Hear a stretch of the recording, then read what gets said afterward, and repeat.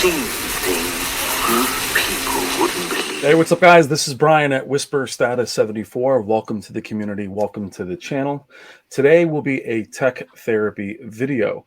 I've done these videos. They are tech therapy, how tech affects our lives. But today I will be having a special guest while I do tech therapy because we are both in need of therapy. And he was the cause. Fomo on tech. Welcome to the channel. How are you, my friend?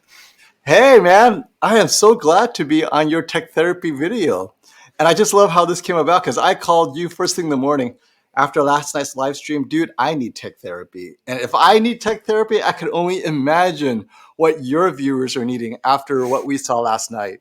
Well, mostly when I do these videos, it's to bring calm. And it's to ease people. And the way, and your video will be linked to this video, guys. Check the description below. Fomo and I typically work together on live streams. We could easily do this one live, but our organic conversation about this technology when it was first announced, before it was released, after we've all kind of seen it here and there, but he organically invited me on while he was plugging it in for the first time. So the video that he did last night was, I mean, it's a classic. It's our organic response. And we both try to be as even keel as possible, and we clearly struggled, didn't we? Oh, so I don't think people realize, for those of you who either caught part of the stream or walked into it and not hearing what I was telling everyone, I have never seen this TV before. I wanted to share this moment with all of you. Is it hype, underhype, overhype? I wanted to discover it, but have this shared experience with you, Brian, and our loyal viewers, right? And so I didn't know what to expect. And I tell you, it was, on the one hand, we always talked about what to expect, but we've always had under-delivery, overhype, under-delivered. And my fear was this would happen with Qd-Oled, but I think we all saw that it actually met expectations, which shocked the hell out of me. Well, we were both, I know you had some amazing insight into Samsung behind the scenes. We knew that Samsung was releasing the Qd-Oled later, maybe the beginning of next year. And we saw that Sony was releasing their Qd-Oled first. We thought that was strategic. And then we, I'll definitely link the Samsung video below because excellent insight by you, what might have been happening at the company. But they put it out. And again, hearing Robert talk about the Sony, speaking with Caleb Dennison about the Samsung, I was feeling their hype, but I was like, eh. And I sat here on camera on your channel and I watched you turn those things on. And if you watch the video, I'm just like, Jesus. And you went right after it. And why the video is so organic is Fomo powered it on for the first time. And you see him struggling with the actual operating system because it's different. So there's not an act. That TV was not on. And I was trying to be neutral and I was struggling. And so after our live stream, I also realized that this Samsung has the auto calibration app. I downloaded the app. Of course, I have an iPhone. It only works with Samsung phones, although it did say that if you have an iPhone with face detect, it should work. I don't see it working. I think we should be waiting for an update. So if any of you have an iPhone and you did the Samsung calibration, let me know that it is working for you and I'll try to figure it out. But I spent 15 minutes. I couldn't get it to even start on my iPhone. So I'm thinking maybe it's still Samsung phone only. But yeah, I wanted to see with the calibration, would it change anything as far as image quality? But I thought it was great out of the box, in my opinion. And Fomo not playing around, easily could have cut up 10 videos, done them separately, done unboxings. Instead, he puts it right against the top TV from last year, the Sony A90J Master Series, which may be the top TV. Well, that's the part that we need therapy on. But the reason why I want to do this video today and not as a live is I was manning the comments while Fomo was doing the technical setup and unboxing. Again, bravo. It was a lot of work for you. But as soon as the demo material, which is the Spears and Munsell disc, as we all know, we love Stacy, love his work. It's an invaluable tool. Once it got playing, the comments were going wild. It was just straight gangbusters. It was absolute Samsung love, Sony hate, LG love, old LG hate. The tribalism comes I out. mean, I've never seen it at any point. There was, I think, 500 watching, which is incredibly impressive. But I was thinking this, and Fomo said this several times. We need a tech therapy video. Here's the thing: I need it. He needs it. We need it because it all put us as reviewers and people that are enthusiasts in a weird spot, didn't it, Fomo? Totally, because as well, I don't know how other reviewers approach it, so I'll say how I approach it is. You notice that I don't buy every TV every year, right? I select TVs that I know excite me. Like, oh, this is cool. I want this. So I don't approach TV reviews as I gotta review everything because I want to compare everything. I am very selective with the TVs I review, the focus being this is bringing something new to the table, but is it hype or is it not? So if you notice, there are some years where I'll skip a model because I'm thinking, you know what, it really is just a retread with minor processing improvements. Yeah. And so this year, obviously Qd-Oled, I honestly was not going to get the Samsung because, well, Robert didn't even think he'd get it until the end of the year. So I was thinking, Yeah. okay, A95K, late spring, and then suddenly S95B is here, right? Samsung releases it, and I open it. And so here's the tech therapy part. So you guys saw how good it looked on YouTube. In person, it just blew me away with the specular highlights and the color. And right afterwards, the next day, I called you, Brian. I said, I need tech therapy because all the TVs I selected to review this year, I have so little interest in reviewing them. And that right there is It's why. like I just want to review the A95K and then just call it a day because I know exactly what's going to happen when I review everything else. You're all going to ask me in the context of Qd-Oled, what's it look like? It's going to be bad news. Yeah, and that's why with someone like FOMO, who honestly has always been very even with Hisense, TCL, a lot of the other brands. It's not just the elite with you. It almost never is. You're very even in your judgment. You give credit where credit is due. You give flaws where flaws are due. We both thought that this would be, and we've heard QNED, we've mini LED, micro LED. A lot of times it's a lot of marketing. And even with this, I was like, come on, 55, 65. But we spoke with, again, Robert Zahn of Value Electronics, who had seen the Sony, and he told me that out of all the TVs he's seen, when he walks in a room, a lot of times when you step back out, it clears your palate. You don't notice the difference when you walk back in. And he walked back in and was like, wow. And same with Caleb Dennison, who, if you guys know from Digital Trends, you must know him. And I spoke. You've spoken to him. He was very impressed. I still, not until you fired that TV on and the Spears and Munsell disc that I mean, it just puts everything into question. So let's actually, I would love to address that because I think the number one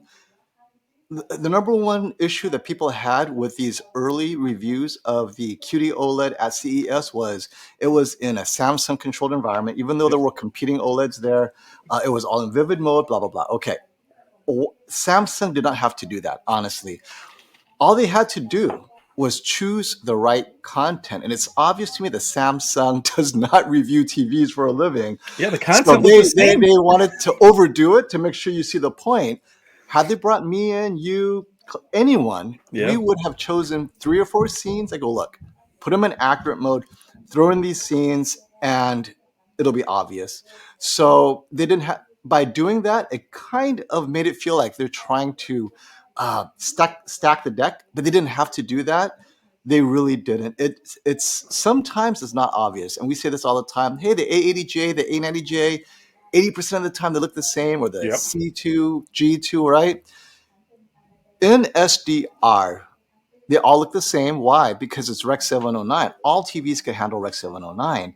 But when you start putting in content from Netflix where they're pushing BT 2020, then you see, oh, wow, okay, I guess there is some color in there that was not there before on any of the TVs I've ever seen. And the best part is this. I spoke to Classy afterwards. He caught our stream and he said he measured the G2, and the G2 definitely has more color volume this year than the G1 and any other OLED before it. This probably has the most color volume of any OLED generation. that is truly what we need to test, because the A90J is last generation. Technically, it doesn't have the new color volume updates of 2022 and we don't know if it's the EX panel or if it's the new Evo update from LG, whether or not Sony would benefit from that. But for certain, the G2 does have more color volume, measured color volume. Mm-hmm. So I would love to see the G2 against the S95B. That will determine whether W-OLED has a future, because the price is the way it is now. Guys, $3,000 for the S95B. It doesn't need a heatsink, and if it has it, I can only imagine. And that's where the therapy part comes in, because I think many of us found solace. I know I did in two things. I found solace that it wasn't going to be something I had any desire to buy. They're too small. The other one is I think other people felt, hey, no matter how amazing it is, it's going to be priced so ridiculously. We were thinking 7,000-8,000. That I was thinking 7,000. It makes it easy. So it doesn't bother me if it's out of my reach. But if I've already purchased a panel in the last 6 months or last few months, and look, before I go further, I'll tell you that being an enthusiast, we're both enthusiasts. We love it. This makes nothing terrible or nothing trash, as you see in the comments. The A90J is the king. Yeah, the A90J won the Value Electronics Shootout last year. It's widely known, but that having a flagship, same with GPUs, we know that the affirmation of making a purchase like that, you want to hold on to that as long as you can.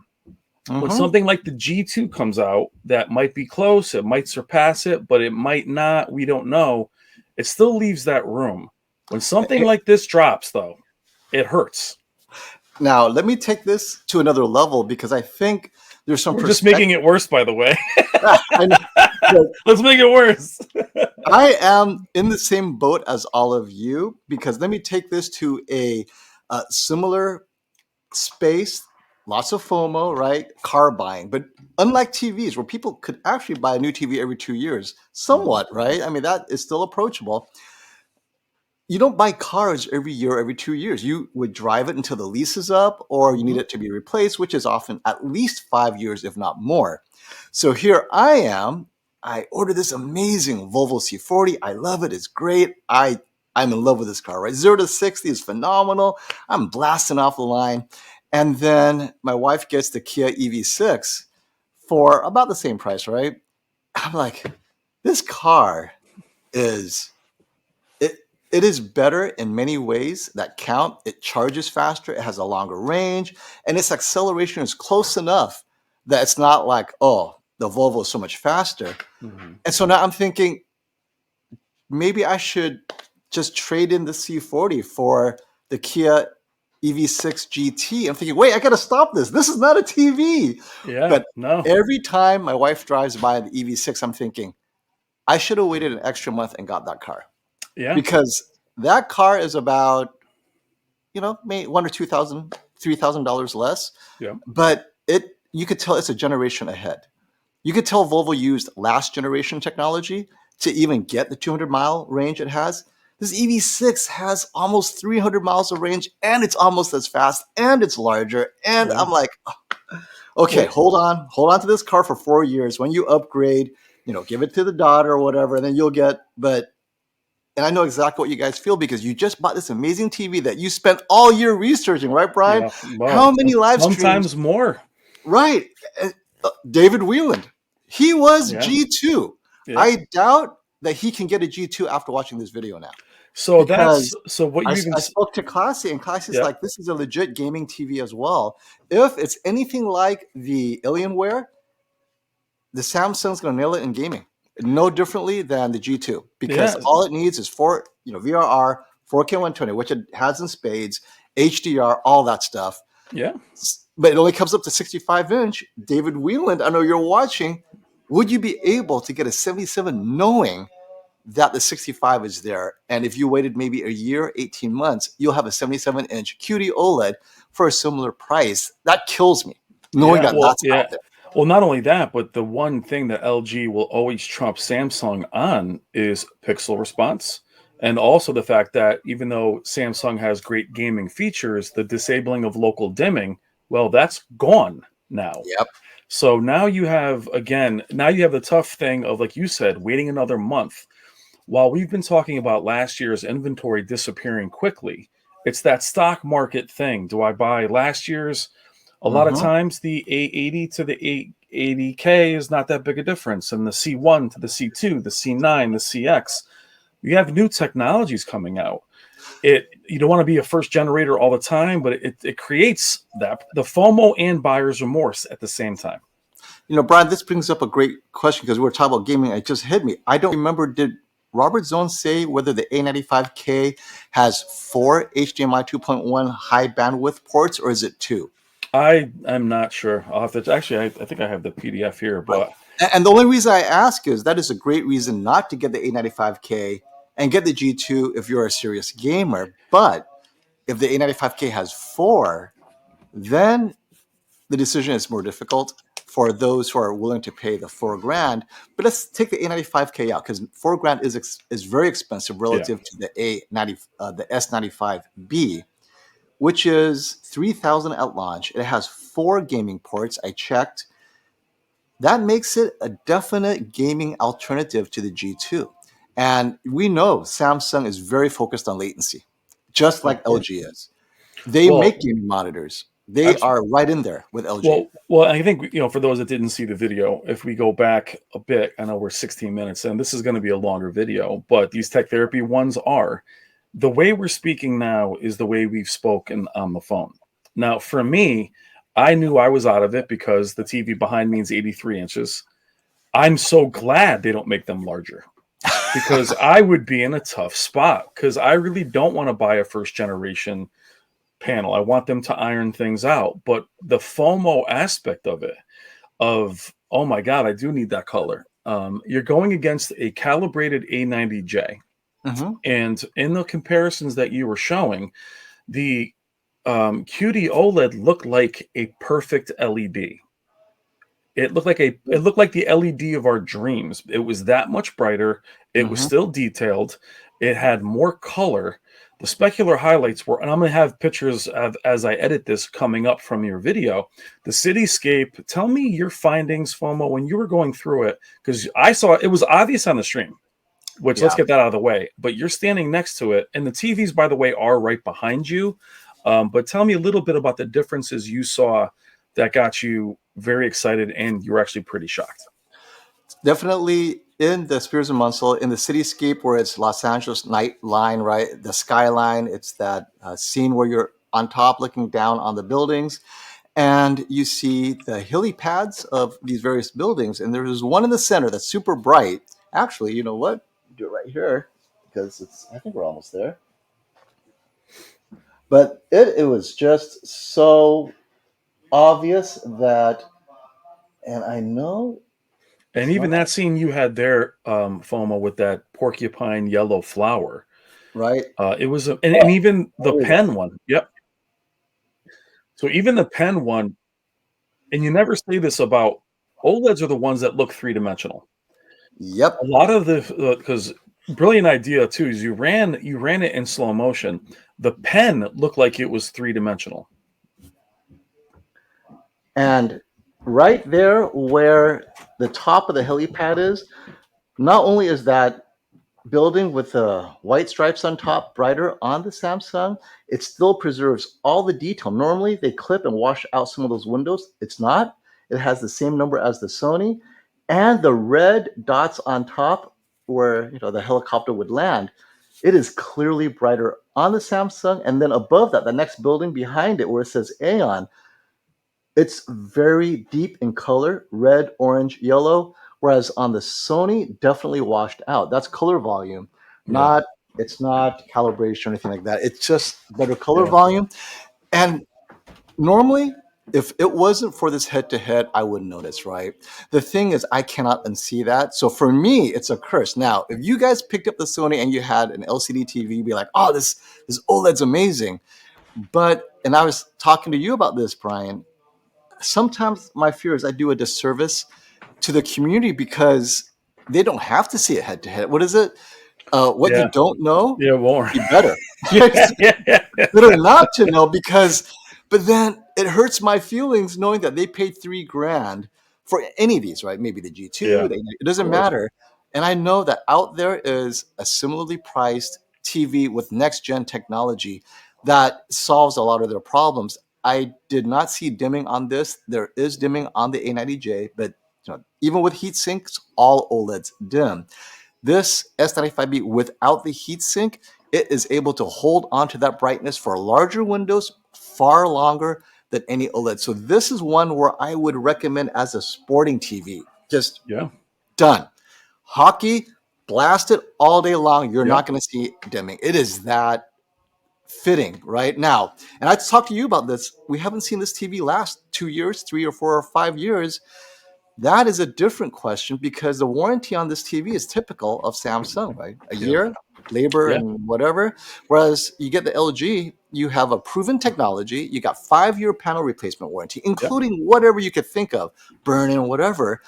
There's peace of mind that you're buying. So I have to emphasize that. Of So I course. was when we're on the phone, I was thinking, what is the use case for the S95B if it's your budget? If you replace your TVs every 2 years anyway, S95B. Yeah, Because what does it matter? You're replacing it in 2 years. If you want to yeah, hold on to your TV for 5 years or more, I would still recommend the G2 because I feel safe that, you know what, you lose this much in certain content, but peace of mind. And I yeah, think we have to talk about that.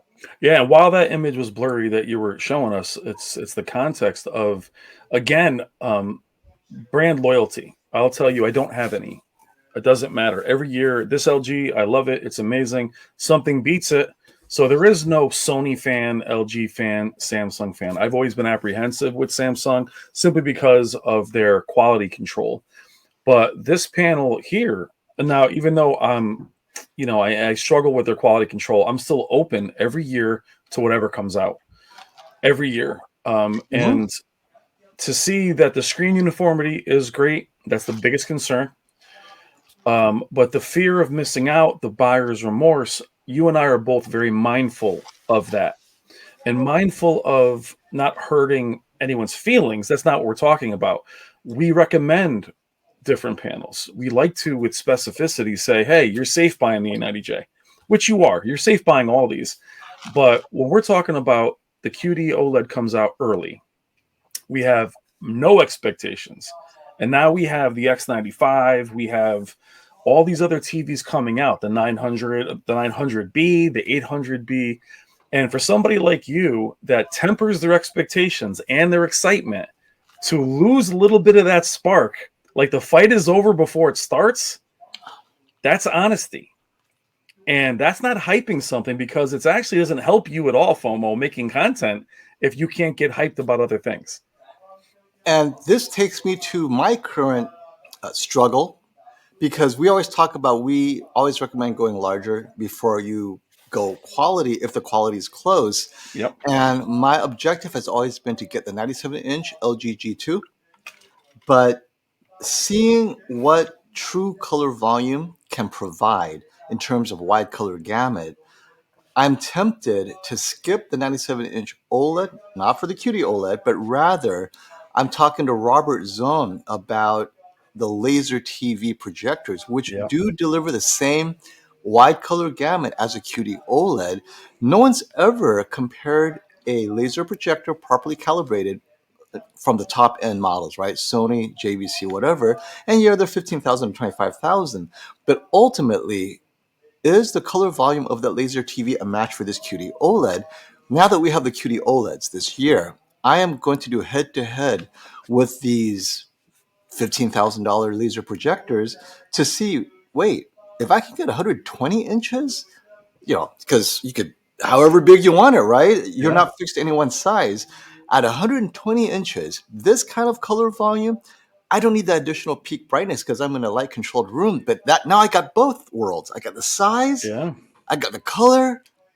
So for us, if you go over 100 inches, I don't think Qd-Oled can compete at that size because it's going to be too expensive.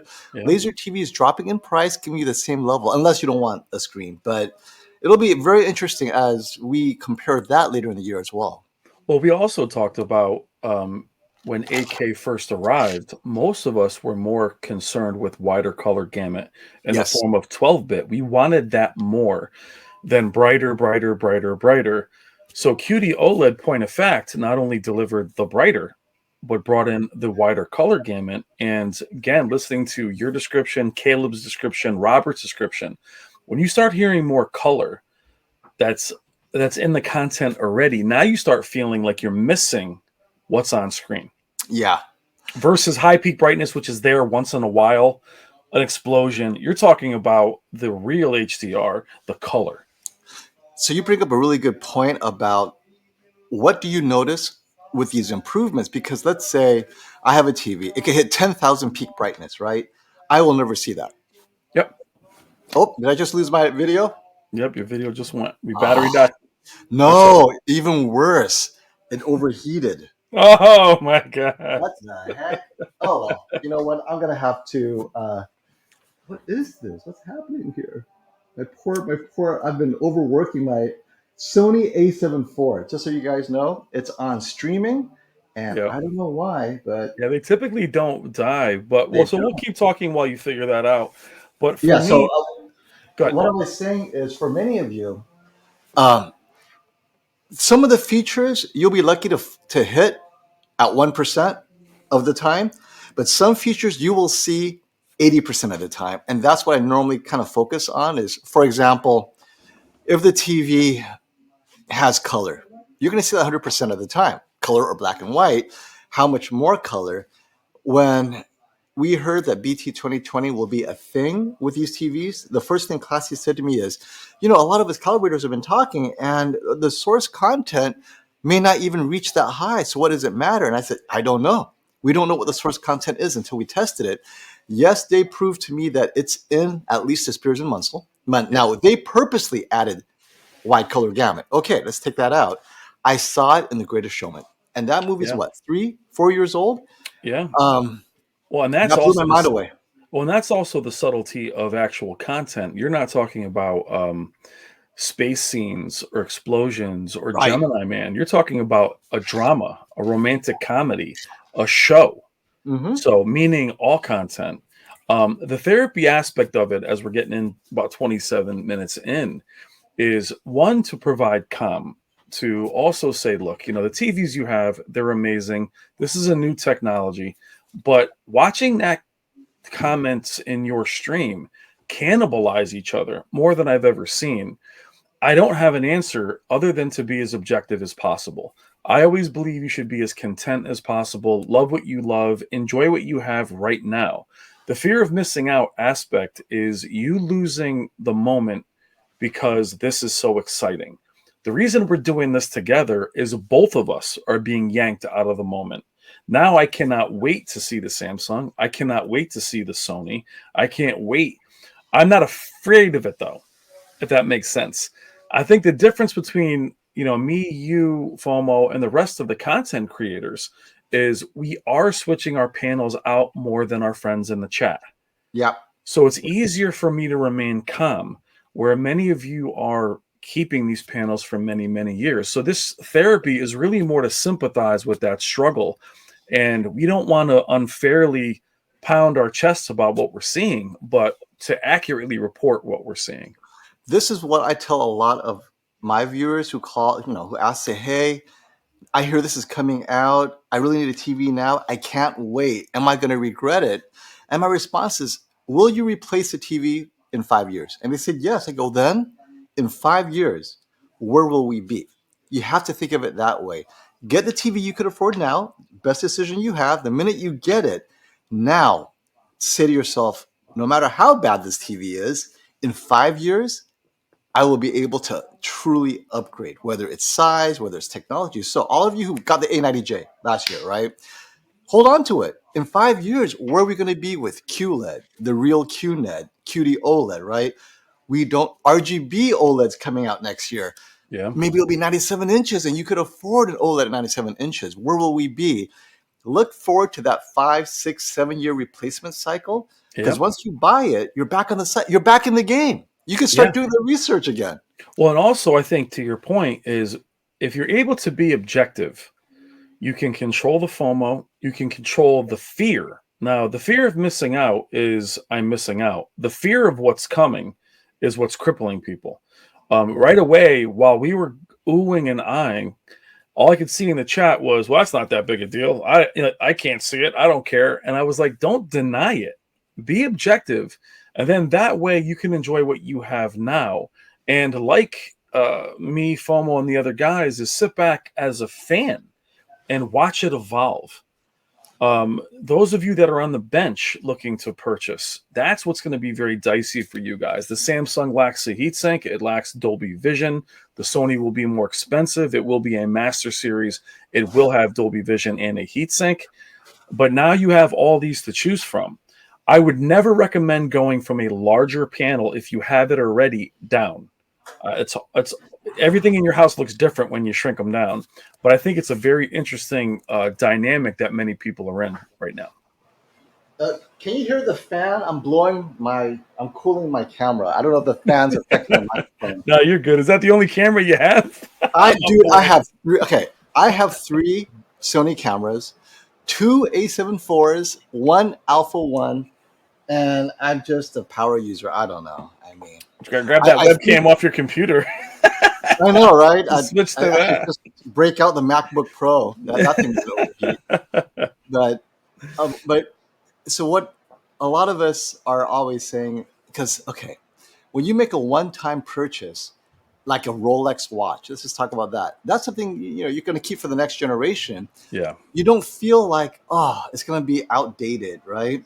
Why is it? What gives it that value where you consider yourself, I don't care if there's a better Omega or a better Patek Philippe, right? Yep. But with the TV, for some reason, even the most minor improvement, it somehow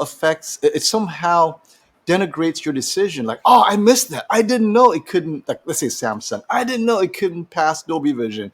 Or eARC or Dolby eARC, Atmos. right? Yep. Oh, by the way, guys, eARC didn't work. I'm going to have to troubleshoot. The eARC I plugged in, and it's not a Samsung soundbar. So we know that same brand soundbar and TV always works because that's what they test. I plugged in my dual Sing Alpha cells, worked fine with the Sony, worked fine with the Samsung QN90A. It is not working with the S95B, so I'm going to have to figure this out. Yeah. Is it just me and the UI? Because the UI is so confusing. I have no idea what to do with it. It's not recognizing it as a speaker system. Wow. Yeah, we'll definitely check that. But I guess, part of the tech therapy aspect of it too, guys, is a lot of you reached for an A90J. You reached for the Master Series. And anytime we have something that we love that feels slightly tainted, and I think the A90J was such a good panel and such a revolutionary panel for Sony, it put those again in that great feeling of rah. And now when you have something that's so good and then something might knock it down, everyone that hated that panel before now just jumps in. And that's where this gets out of control, where now it's like, you spent that much money. So you have to really be confident in your purchase. Here's some context too. So the A9G was my first Master Series TV, reference TV. It was my reference TV for the longest time until it was replaced by the A90J last year. When I gave that TV to my cousin, and they went from an older Sony, we're talking maybe 8 years old, they told me that they could not believe how amazing that TV is. Like every time they rush home to watch Netflix, they rush home. I'm thinking, here's a TV that I can't use anymore. It has no purposes for my room. I cannot create content with it. To me, it's so obsolete relative to what I have and will be having. But from their point of view, they're like, wow, this is every day they come home. It is the best TV ever. Yeah. And that's how it is don't look at what could be, but if you like what you have, I think that's what's important. In other words, do not visit Brian's house. Don't visit my place. Just stay home. Because if your neighbor says, dude, I got this Qd-Oled, just say, I'm good. Yeah. I'm good. I don't want to see it. So to your point, what's funny about bringing up the A9G? Again, Master Series are dicey. They have 2 years, and Hmm. the A9G was probably the first amount of hate that I got on this platform. I love the A9G, one of my favorite panels of all time. I I still preferred love it. this. I preferred the C9 for its gaming features. It's the same conversation we've had, but Always. out of an hour tech therapy video, I got ripped apart for saying I preferred the other. The therapy part of this is that when you get so guarded about something you've purchased, and like Fomo says, or other of us say, that typically you buy a watch, you just enjoy your watch and you move on. TV consoles, you have 7 years. GPUs, you have a year and a half, maybe 2 years. TVs, the very minute, it's not even the minute it comes out that it's obsolete. It's by the time you're done your research, the prices come down. Most times the year is over, FOMO. So Yeah. the clock is already expired. And now when you have these new panels come out, that's why the C2, G2, in my comments, people were like, oh, thank God. Oh, wait, he said it might be better. And then they lose their mind. It's a hard way to live, right? And then when something like this comes out and you're like, oh my God, and which I don't know if we're giving it enough context, but to have it have the black levels, more color, brighter, and have it make the A90J look dull. And I say that carefully because I love the A90J, but it was three-dimensional and it bothered me. It bothered me for them, if that makes sense. And so I've been turning around looking at the two TVs. Most of these scenes are indistinguishable. By the way, like this one with a satellite dish, I'm looking at it. Nothing stands out. Both TVs look indistinguishable. That's the thing. Is my job is to find those one scenes where, aha, this is where the new technology is for. But if you have either one, most of the time you won't see it. The problem is the people who are on our channel are kind of like us. We are type A, where everything needs to be in its place, and you have to do the research and get the best that you can. And that does, what is it, the paralysis by analysis. Yes. We kind of layer on or more analysis for you guys, but I think here's a great way to solve your problem. All of you who are even interested in the Qd-Oled, what if I told you there aren't enough of those to go around? I am certain that Samsung That's will the next sell out. issue. That's the next issue Yes. Samsung set us up So for. if you want a TV this year, it's not going to be the S95B. Not because of anything other than there's not enough of them to go around, because digital trends, everyone's going to get on the bandwagon. I see it already. And if they haven't personally ordered one themselves or buying the review model that they get an opportunity to, there's not enough to go around. So it's okay. It's been solved for you. If you're waiting for Black Friday, it's probably not going to be available, which is fine. Wait until next Black Friday. You get another year to shop and watch movies or watch us talk about these things and be entertained by all the gripping of your fellow enthusiasts. Oh, Yeah. right. So to That's part of the fun. so to your point, I remember we were all standing together at the shootout last year. It was me, you, Classy, B the installer, Techno Dad, Shane. We're all standing there at the end, and we were looking at the ZX, the A90J. We're looking at even the reference monitor. And I remember, because none of those panels were 80 plus inches, Right. I preferred the TV that is behind me. Mm-hmm. I didn't have any of the fear of the missing out. I wouldn't have traded this 83 for any of those panels, even the ZX, because it was only 77, I believe. Right. That feeling evaporated yesterday on the stream. And I was like, wow, yeah, 65, that's not bad. I mean, I could always use it. So the reason I'm being organic about it is I get it. I get it. And I was just like, okay. And then even our good friend Jennifer Gala, shout out to Jennifer Gala, it's her content behind me, HDR Super Channel. Even as this video was going, I was recording it. She says, isn't it dead on arrival? No Dolby Vision, no, no heat sink. And then my response was, well, who cares about Dolby Vision? Like literally the color, like Dolby Vision left my mind. I didn't care if it had it or not. Yep. That's the power of what we saw yesterday.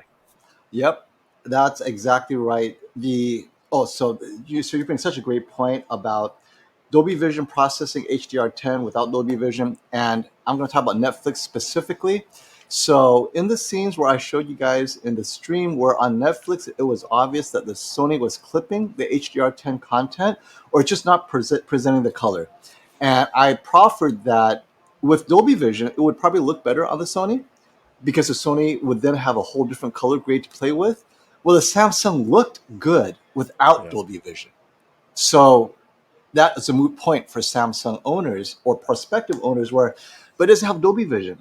No, in this TV, you don't need it. It's giving you the colors you need. And I cannot see it being better on the Sony with Dolby Vision, but without the wide palette. Now, it remains to be seen if the A95K with Dolby Vision and the heatsink will do better. But I think we're at a point where Dolby Vision is now just another checkbox to have on your TV. But I don't think people will really notice it if it was there or not at all. Yeah. Well, and I mean, I should have said this in the very beginning. It's a Samsung, and you had it out of the box going against a fully calibrated A90J. Mhm. Now, a lot of talk in the comments was, well, this isn't accurate because one's calibrated, one's not. But what's interesting, there were several times where they looked exactly the same in terms of color. The A90J or the Samsung was always brighter, even in the skybox. But the fact that it was accurate to a calibrated one showed you that took the calibration conversation away, Yeah. meaning it looked similar in some shots and then blew it away to where OLEDs make everything else look flat because they're three-dimensional. The Qd-Oled made the OLED look flat. Yeah. That definitely was the case for me because my fear was that maybe a lot of this additional color I was seeing, maybe it's just pushing too much red. But then those scenes where there were subtle reds, both TVs were identical when the red was, just the presence of red, right?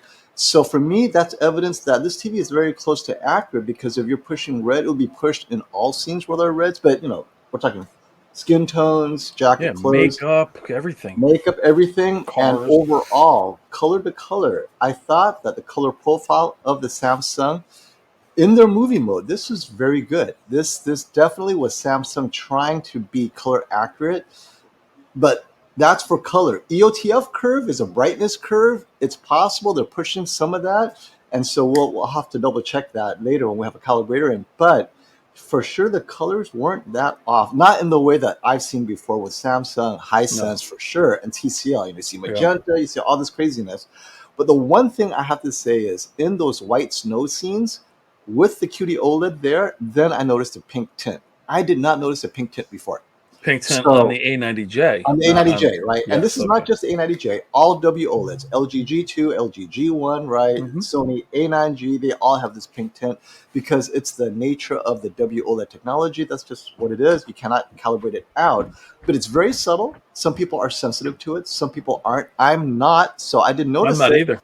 But then you have this there and go, oh, okay, I see it now. And now I can't unsee it. Every time I turn around, oh yeah, there's a touch right there, right? Yeah. Not annoying, but it's like, okay, I see what people are talking about. So it does improve on one or two things for sure. But Fomo, what was fascinating is about the and I'll put these on you're not on the image. I'll put these pictures over your side of the screen. The ox or moose in the green backdrop, there wasn't that Samsung Chernobyl green. I mean, Right. we talk about Samsung being accurate out of the box. I mean, that's monumental in itself. Yeah.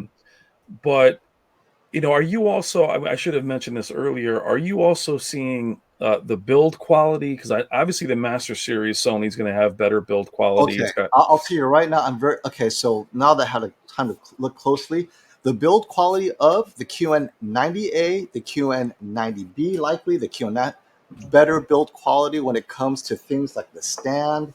It feels like they really cobbled this together. Now, the front of the stand looks fine. It looks like this, this steel aluminum base. But when you go in the back, it's the little things. It feels like this is more of a step or two below flagship because I've seen their flagship, right? The One Connect box TVs, just all that stuff. yeah. It doesn't have that final polish.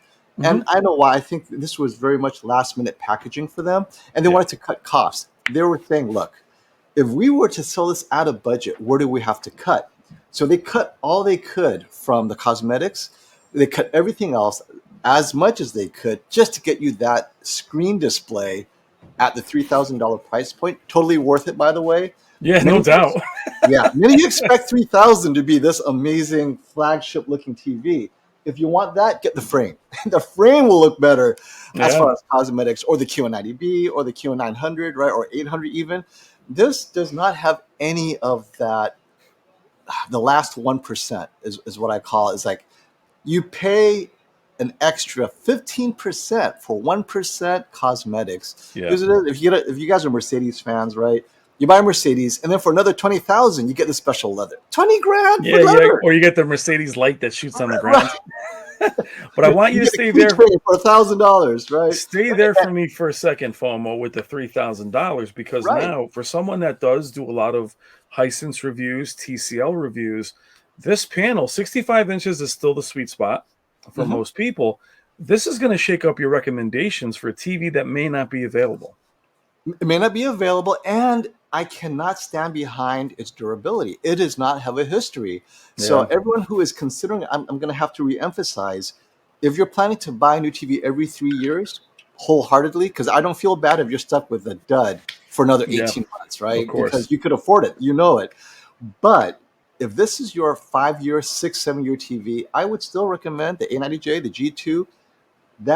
Those TVs we know will last. Samsung Display, who just developed this the last 18 months, they don't know what they don't know. They do not know your use case. That's why I'm here to push the use case. They don't know how often you turn it on. They don't know how often I watch CNN.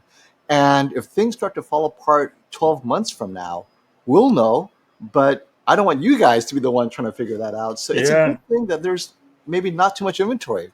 Yeah, it kind of forces you to sit back and wait. Which is funny, though. We should have been saying that about mini LEDs for the first time. It's only their third year after TCL. But I can use myself as a use case. Is behind me is an LG C1. I'll be looking for an LG G2 at the same size. If that doesn't happen, I can't make that happen. I'll be absolutely fine. I'm only upgrading it because it's something interesting for me to have in the room. Right. This Qd-Oled thing has got me thinking, and maybe I hold on to this until I'm already rethinking it. The way you're thinking of going from what you have to a projector. So it's shaking up both of us in terms of what we're looking for in the future. Why would I want to upgrade this panel if I can wait 3 years and get an 83-inch Qd-Oled? So if it's affecting our buying habits personally, can you only imagine what it's going to do in the comments? And I tell people, if you guys are on a 5 year cycle, you're good. Because in 5 years, all this QD amazing will be spread across different QD technologies. Qd-Oled, QNED, micro LED with QD. I mean, this QD thing is a game changer.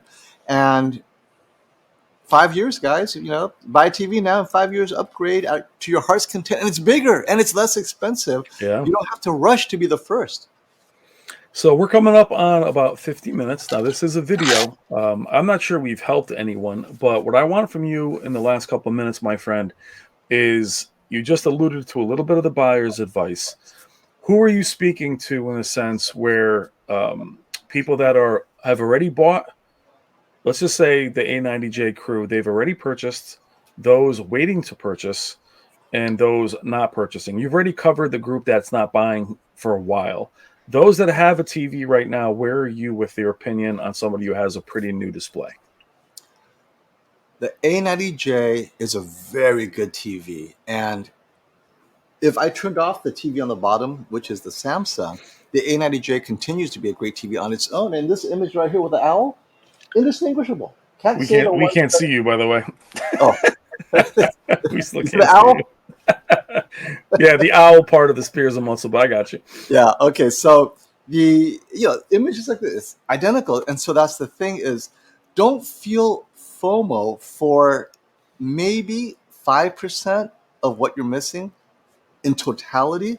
It's kind of like, I'm a car guy.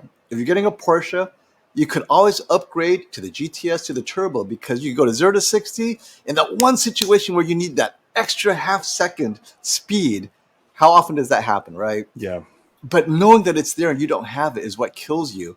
But Yes. 99% of the time, it all drives the same. So Yeah. a Porsche is a Porsche, right? The handling is all rock solid. And that's the A90J. Master Series. The remote control is great.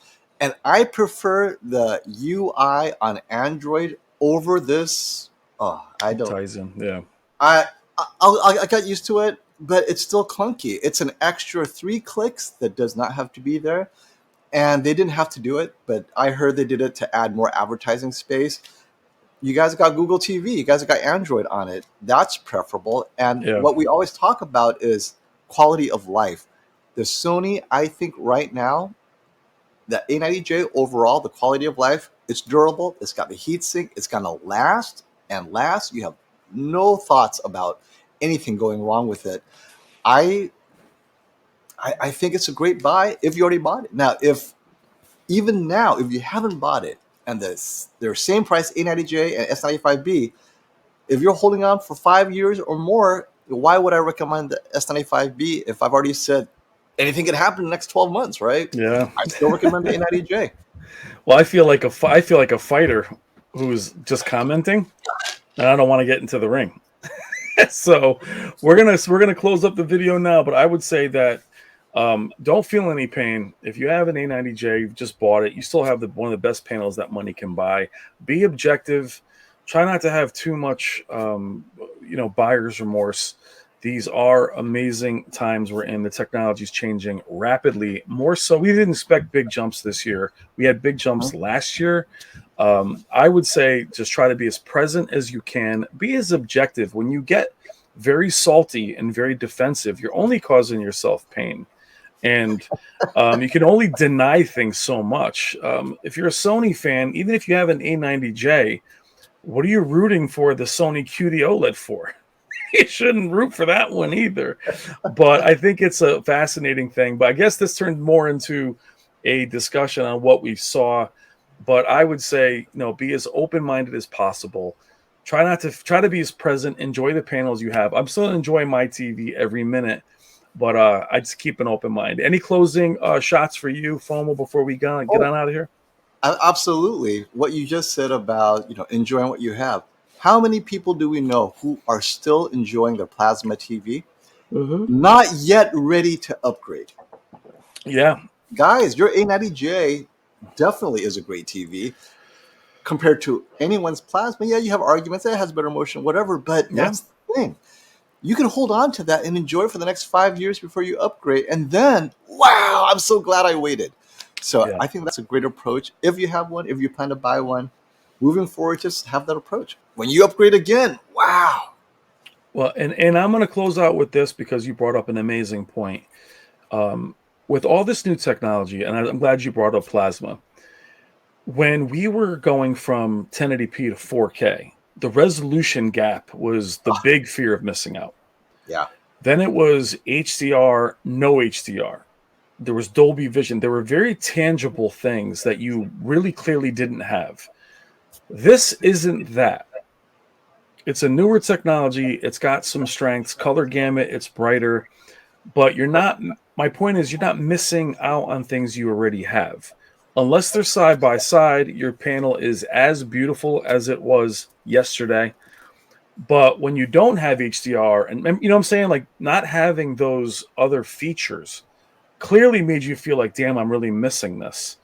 I will say very confidently, every modern panel last year was good. Very good. They all covered the bases to some degree. Your gaming features, your movies, your peak brightness. There was nothing garbage. If you have any of those, you should still be very, very proud of it. Sit back as a fan and enjoy what's coming out. Oh, and before we forget, what's coming up is July Shootout. All of these TVs will go head to head. S95B, A95K, X95K, QN90B. So, and they'll all be calibrated by the same group, right?